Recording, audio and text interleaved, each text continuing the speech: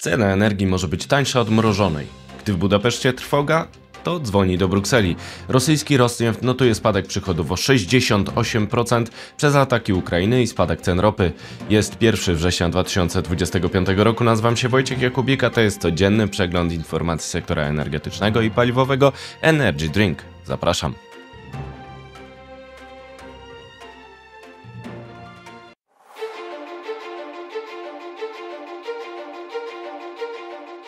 Partnerem kanału Energy Drink jest Orlen.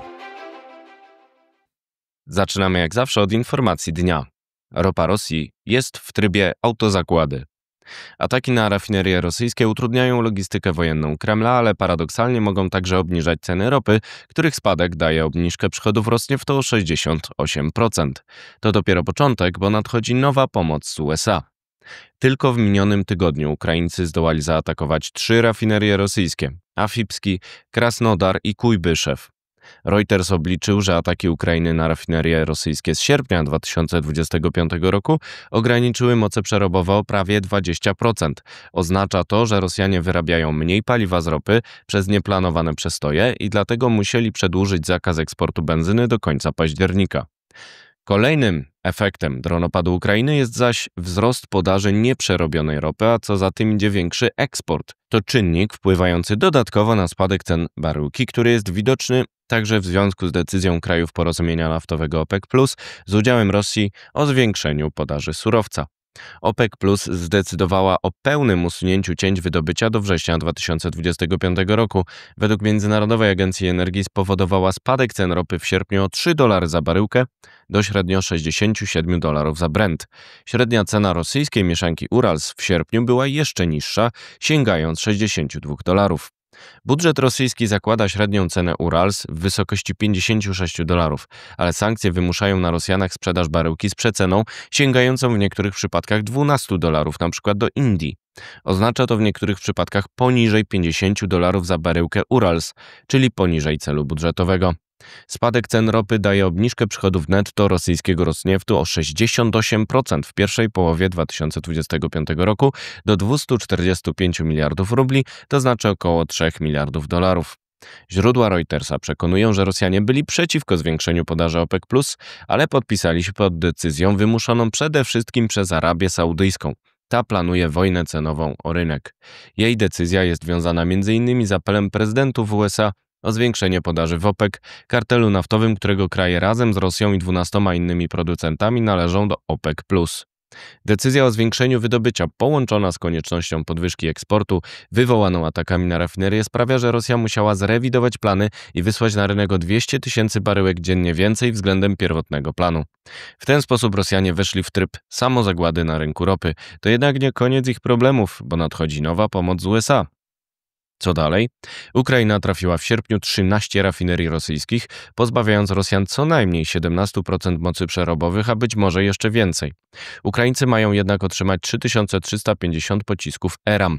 Według ambasadora USA przy NATO Matta Whitakera będzie to wsparcie pozwalające Ukrainie bronić się skutecznie dzięki głębszym możliwościom.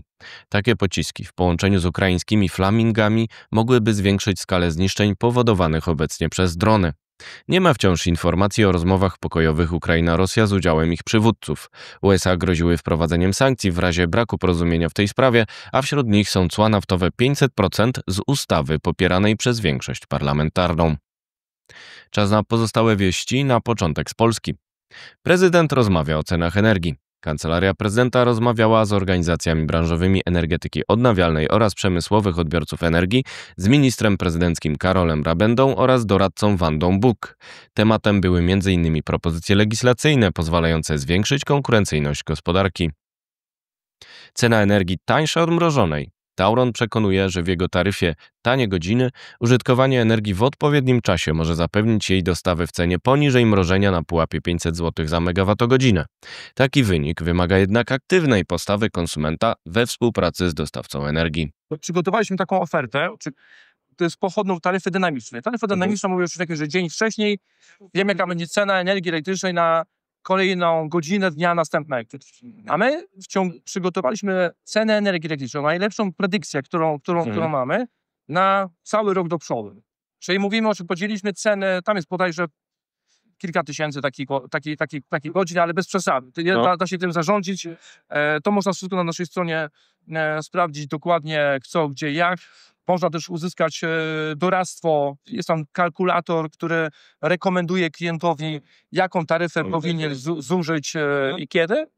I pokazuje też efekty z tego tytułu. Czyli wiemy o czymś takiego, że w okresie letnim najlepiej zużywać w godzinach takich i takich, weekendy zawsze i wtedy cena jest bardzo niska. Tak?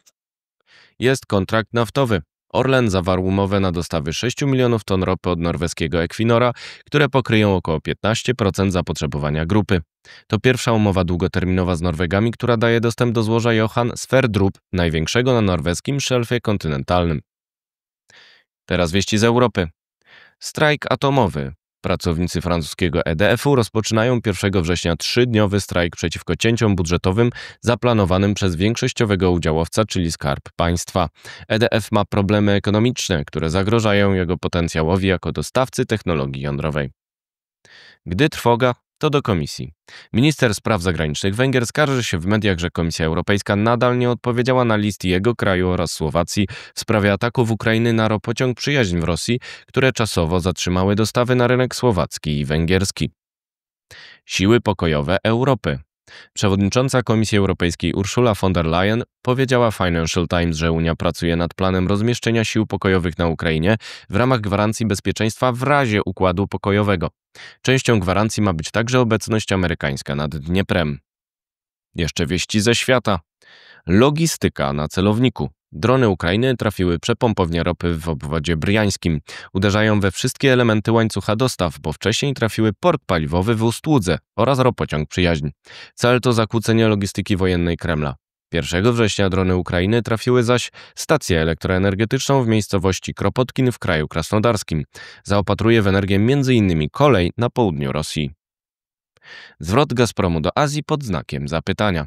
Rozmowy o nowym gazociągu z Rosji do Chin, czyli Siła Syberii 2, stoją, więc Gazprom chce zwiększyć dostawy istniejącym Siła Syberii 1 o 6 miliardów metrów sześciennych rocznie względem docelowej przepustowości 38 miliardów metrów sześciennych.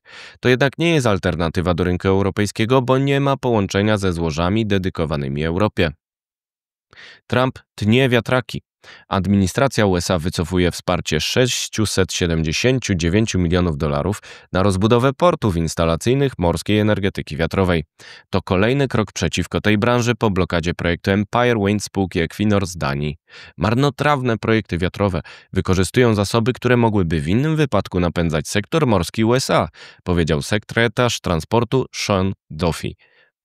Ruszyło azjatyckie NATO. Szczyt Szanghajskiej Organizacji Współpracy ruszył w Tientjinie 31 sierpnia. W planie są rozmowy Chin, Rosji oraz Indii. Władimir Putin pochwalił wysiłki i propozycje Chin oraz Indii na rzecz rozwiązania kryzysu ukraińskiego.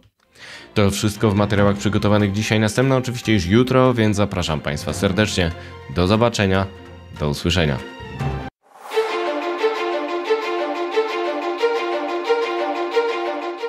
Partnerem kanału Energy Drink jest Orlen.